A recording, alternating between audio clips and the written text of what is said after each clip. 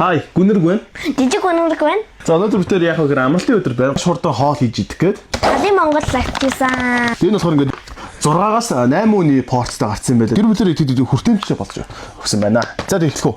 Эхлэе. За амжилт. Энд нэг бомбен амтлагч байна. Дөрөв амтлагч байна.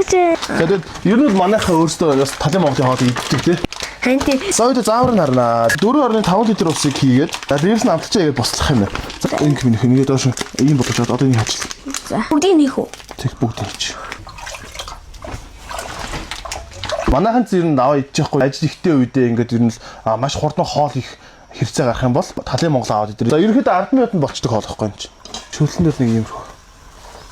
За гомгой хүмүүнийхөө. Тэгээ. Энэ гомг чи ингэж хийлээ гоё юу. Ингээд.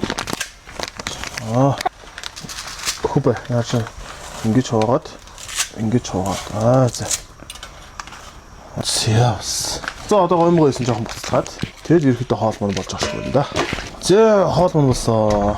Би амар их болд юм байна. Янз зарж очны. Янз зарж гинөө. 6-аас 8 хүн барах юм уу энэ ч одоо. За эхлэх үү. Эхлэе да. Хөө. Гоё юм те. Талын Монгол амтанд ажиллаа.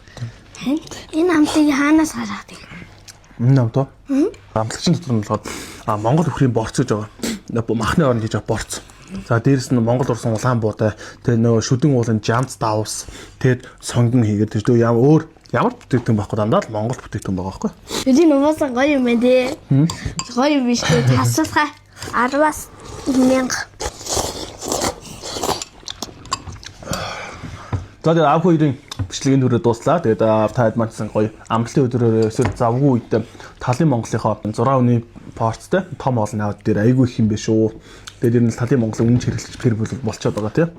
Тэгээд таад ийдсэн гэдэг гоё авч дээрээ. Би таны бичлэгийг энэ хүртэл үзсэнд нь баярлаа. За баяр таа. Бай бай.